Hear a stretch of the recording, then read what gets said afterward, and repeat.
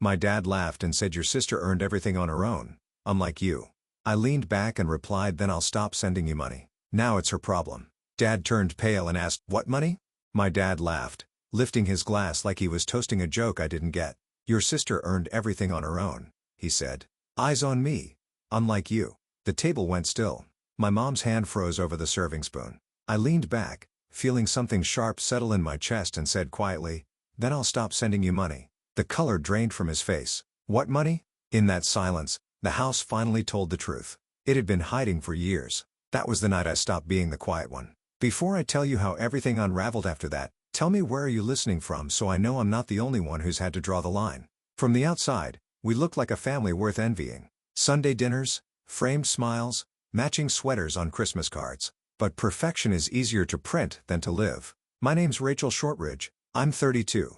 The quiet daughter. The one who learned early that keeping peace sometimes meant swallowing your own voice. Helena, my older sister by 2 years, was the golden one. Teachers adored her, neighbors bragged about her, and my parents treated her success like a shared inheritance. My dad, Frank, ran our house the way he ran his old restaurant. Every opinion had to pass through him. Mom, gentle but exhausted, spent years translating his pride into apologies no one asked for. When the recession hit, their mortgage slipped behind. I had just started my job at an architecture firm, barely steady myself, but I told Mom I'd help until they caught up. $5,000 a month. Quietly, responsibly. Dad refused to use online banking. He didn't trust screens with his money. So, I wired everything to Helena's account. She promised to deliver it in cash or check. Said it made things easier. I believed her because believing her was what we all did. Over time, those transfers became routine, like paying a bill for peace. Each month, I sent the money and waited for a thank you that never came. When Dad mentioned the mortgage being under control, I felt a small warmth, thinking I'd helped. Helena would send an occasional text handled, and that was it. Still, something always felt off. The last time I visited the house looked more tired than before. Paint peeling, the fridge humming too loudly. Mom smiled through it the way she always did. Helena's helping us manage things, she said. I wanted to believe it. I really did. That night, while Dad turned up the volume on the evening news and Helena scrolled through her phone, I sat at the same table I'd grown up at, staring at the family photo framed above the fireplace. 4 smiles, 1 truth missing. If I'd looked closer, maybe I'd have seen what was coming. The cracks already running through our perfect picture. Dinner that night felt like everyone before it too polite to be real. The table was set with the good plates that only came out on holidays. Mom's rosemary chicken filled the air, the same scent I'd loved as a kid back when the silences hadn't yet learned how to bruise. Dad poured himself another glass of wine, looked around the table like a man inspecting a stage, and then smiled in Helena's direction. Your sister really figured it out, he said proudly. She's got instinct, ambition. He looked at me when he said it, but the smile wasn't for me. I felt it like a splinter under the skin. A familiar sharp impossible to ignore. I'm happy for her, I said, the way I'd said it my whole life. Mom nodded absently, reaching for the mashed potatoes. Her hand trembled a little. Dad chuckled, adding, all on her own, too. No handouts. The air changed. The clink of his glass against the table sounded louder than it should have. I could have smiled and let it go the way I always did. Instead, I leaned back in my chair and heard my own voice low but clear. Then I'll stop sending you money. The room froze. Even the hum of the refrigerator seemed to pause. Mom's spoon hung mid-air. Helena's fork slipped and hit her plate with a dull scrape. Dad blinked once, twice before his expression broke. What money? He asked. His tone wasn't angry. It was confused. Sincere. That was the worst part. I met his eyes. The $5,000 I've been wiring to Helena every month for you and Mom since last April. He frowned. You've been what? Mom looked at Helena, her face draining of color. Helena straightened in her chair, her voice brittle. She's exaggerating. There were delays. Some months she sent it late. Every month I interrupted quietly. The first of each one. I have the confirmations. The silence that followed wasn't peaceful. It was surgical. It cut. Dad turned to Helena again. We never saw a cent. Helena's jaw tightened. You don't understand. There were expenses. Investments. What kind of investment costs $60,000 and leaves you with nothing to show? I asked. Her eyes flashed. You wouldn't get it, Rachel. You never believe in anything unless it's safe. Believing in family shouldn't be unsafe, I said. Mom's eyes filled her voice, trembling. Helena, is it true? Helena looked away. It's complicated. The steam from the food had gone cold. I stood up, pushing my chair back slowly. Then I guess it's her problem now. Dad's hand gripped the edge of the table. He looked at Helena again, but she wouldn't meet his eyes. And in that single breath between truth and denial, I knew the house had just changed forever. That night, the house stayed awake. Every wall seemed to breathe with us, restless and heavy. I lay in my old room, staring at the ceiling, tracing the faint glow of the plastic stars I'd stuck there when I was 16. Down the hall, voices murmured. Mom crying softly, Dad pacing. Helena's door stayed shut. I turned on my lamp and opened my laptop. The habit was automatic now. Check the payments, the transfers, the statements. Each line stared back at me like an accusation. $5,000 on the first of every month. My own digital fingerprints on a crime I hadn't meant to commit. $60,000 in total? Gone.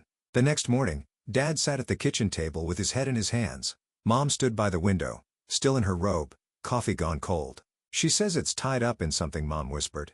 A company? A company doesn't eat mortgage payments, I said. It eats trust. Dad's jaw flexed, eyes red. We'll talk to her when she wakes up. But Helena didn't wake up. She was already gone. Her car missing from the driveway. Her room empty except for a perfume cloud that lingered like a lie. A single sticky note sat on her dresser. Don't overreact. I'll fix it. I stared at the words until they blurred. She's not fixing anything, I said. She's running. Mom began to cry again. Small broken sounds. Dad grabbed his coat, muttering something about finding her. I caught his arm. Wait. You can't chase her without proof. Let me handle this. He looked at me like he didn't know whether to trust me or himself. Then he nodded once. That day I did what Helena never expected. I worked the problem like a blueprint. I started with the structure. Every transaction, every date, every message. Then the weak points where the money changed hands. Each transfer confirmed Helena's account every time. Evan came over that evening, my laptop glowing between us. You're digging deep, he said quietly. I have to, I replied. This isn't just about the money. It's about how long she thought she could lie to me and get away with it. He nodded. What's your next step? The bank, I said. And then a lawyer. At the branch, the manager frowned as she looked through the records. These were all redirected, she said, pointing to Helena's name. Account holder used the funds for private transfers. Looks like another intermediary. To who? I asked. She hesitated. A man named Mason Vale. I felt something inside me lock into place. A name, a direction, a trail. When I walked out of that bank, the cold January air hit my face like a vow. I pulled my coat tighter and whispered to myself, you wanted to play with trust, Helena? Fine. Let's see how much truth costs. 3 nights later, the doorbell rang just after sunrise. I was in the kitchen with Mom, both of us running on little sleep and too much quiet. Dad was still upstairs sorting through papers he no longer trusted. When I opened the door, a man stood on the porch. Jeans, hoodie, the kind of smile people practice in the mirror. Morning, he said easily. You must be Rachel. I'm Mason. The name landed like a stone. Helena's Mason, he chuckled. I guess you could call me that. Behind me, I heard Dad's footsteps slow but heavy. He came to stand beside me, his voice low. What are you doing here? Mason held up a small folder like a peace offering. Just clearing up a misunderstanding. Helena asked me to drop these off proof of our investment. Mom appeared in the doorway, pale and trembling. Investment. Mason flashed his grin again. Startup work. We're building an app connecting local artisans with clients. Scalable. Forward-thinking. You know how it is. I stepped aside. Show us. He entered like he owned the place, spreading out glossy printouts across the table.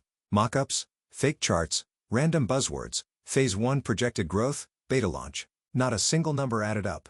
Dad flipped through the pages, face tightening with each turn. This is nonsense, he said. Mason's smile faltered. Every big thing starts small. $60,000 small, I shot back. He looked at me, still pretending calm. You've been talking to Helena. No, I said. I've been talking to the bank. The air shifted. Mom clutched the back of a chair. Dad's breathing grew rough. Mason leaned on the counter casual again, but his eyes were sharp. You don't understand, he said. She wanted this. She believed in me. And you let her believe, I said. Because it paid your rent. Before he could answer, the sound of tires crunching on gravel filled the silence. I turned to the window. Helena's white sedan pulled into the driveway. She stepped out, sunglasses on. Though the sky was gray, the door opened and there she was. Hair perfect coat too. Expensive smile practiced. When she saw Mason, her expression cracked. What are you doing here? Mason's voice softened instantly. Babe, I told you I'd fix it. Her jaw tightened. You weren't supposed to come here. Dad's voice was quiet but deadly. You took your sister's money. You lied to us. Helena's eyes flicked between us. It's not what you think. Then explain it, I said. Because 60,000 disappeared, the mortgage fell behind, and somehow he's driving a new car. She looked at Mason. You said we'd double it in a year. His shrug was careless. Plans change.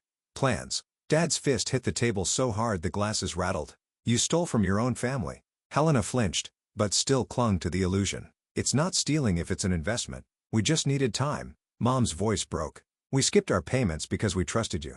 The silence afterward was the kind that swallows sound. I took a step closer to Mason. So, what's your real job? He smirked. I'm an entrepreneur. Funny, I said. Your last business owes back child support. His face twitched. Helena turned toward me, shocked. What are you talking about? I pulled out my phone and showed her the messages the woman with the toddler who'd knocked on our door yesterday. She's been looking for you, Mason. For him. Helena's hand went to her mouth. You lied to me. He sighed like a man tired of drama. I didn't lie. I just didn't tell you everything. That's the same thing I said. Dad moved around the table, standing toe-to-toe with him. You're leaving this house now. Mason's smile vanished completely. You can't stop her from seeing me. She's an adult. Helena's voice was shaking. I'm not going anywhere with you. He reached for her arm and instinct kicked in. I stepped between them. Don't touch her. The sound of sirens grew louder outside. Mason froze, eyes narrowing. What did you do? Just returning the favor, I said. I called the police an hour ago. They're very interested in where the money went. He backed toward the door as flashing lights painted the walls red and blue. 2 officers entered. Mason Vale, one asked. Mason tried to laugh. This is a mistake. But his voice broke when they cuffed him. Helena sank into a chair, her entire body shaking. Dad leaned against the counter, pale and silent. Mom cried into her hands. As they led Mason out, he turned to me, his voice a whisper meant to cut. You think you've won. There's always another version of me out there. I met his eyes. Then I hope she finds someone like me too. The door shut behind him. The house exhaled for the first time in months. 2 weeks later, the police called. They'd found evidence of multiple scams. 5 women. Same story, same promises. Mason had pleaded guilty. The prosecutor wanted Helena's testimony to strengthen the case. At first, she refused. I can't face him again, she whispered. You already did, I told her. And you survived it. In court, Helena sat beside me. She spoke softly but clearly, describing how Mason convinced her to invest, how he'd used my transfers as seed money. Her hand shook, but her voice held steady. When Mason tried to look at her, she didn't look back. When the verdict was read, 3 years in prison, 18 months without parole, the room went still. No applause, no celebration, just relief. Dad's hand found mine under the table. Mom sobbed quietly beside him. Helena let out a breath that sounded like surrender. As the bailiff led Mason away, his last glance was met with nothing. We walked out of that courthouse into cold, bright daylight. For the first time, it didn't sting. It felt clean. Later that night, back home, I stood in the backyard holding a small box, photos, old receipts, a few notes he'd written. Helena. She stood next to me, lighter in the shoulders than I'd ever seen her. Are you sure you want to do this? I asked. She nodded. It doesn't mean anything now. I struck the match. The flames caught curling through the paper, turning everything he'd touched into smoke. We watched it rise into the January sky until nothing was left but ash. Helena whispered, he took so much from me. I looked at her, then make sure he never gets another inch. By spring, she'd found a small job at an office downtown. Mom tended her garden again. Dad fixed the railing on the porch he'd ignored for years. The silence that used to hurt now felt almost gentle. One afternoon, Helena came to me with a small envelope. Inside was a photo of us as kids at the county fair missing teeth. Sticky fingers laughing like we didn't know what betrayal meant. On the back, she'd written, "Thank you for not giving up on me, even when I deserved it." I didn't say anything. I just hugged her. For once, the house didn't need words to stay standing. The weeks after the trial felt strange, like the air inside the house had been rewired. Mom started leaving the curtains open again, sunlight spilling across the kitchen tiles. Dad took long walks in the morning, no longer carrying that tightness in his shoulders. And Helena, she didn't try to perform anymore. No perfect hair, no expensive perfume, no excuses, just her quieter, humbler still finding her footing. She found work as an office assistant downtown. It wasn't glamorous, but she said it felt honest. Every evening she came home with a packed lunchbox and new lines on her hands, the kind that came from effort instead of guilt. Sometimes I'd catch her sitting in the garden with Mom planting herbs, the same rosemary Mom once used to season the chicken that started everything. One night, Dad sat beside me at the table while I went through some bills. "I think we made her this way," he said softly. "We kept calling her special until she thought she couldn't fail." I looked at him. "We all played our part, but we're fixing it now." He nodded, exhaling. "I'm proud of you, Rachel." It hit harder than I expected. Maybe because it was the first time he'd said it without comparing me to anyone else. Later, Helena joined us carrying 3 mugs of tea. "We'll be okay," she said, half to herself, half to us. For the first time in years, I believed her. The house was finally quiet, but not the kind of quiet that hides pain. This was a different silence, the kind built on truth. A month later, I packed my suitcase for Seattle. A new job, a new start. The morning light pulled through the kitchen windows as Mom folded laundry and Dad read the paper like old times. Helena walked me to the car, her sweatshirt sleeves pushed up, a faint smile on her face. "You're really leaving," she said. "It's time," I answered. She slipped an envelope into my hand, a photo of us as kids holding cotton candy, cheeks sticky with sugar. On the back, she'd written, "Sometimes you have to lose everything to see what's worth keeping." As I drove away, I looked once in the rear-view mirror. The house looks smaller, but lighter somehow. Family doesn't break you unless you let it. If this story hit close to home, share yours in the comments and subscribe for more.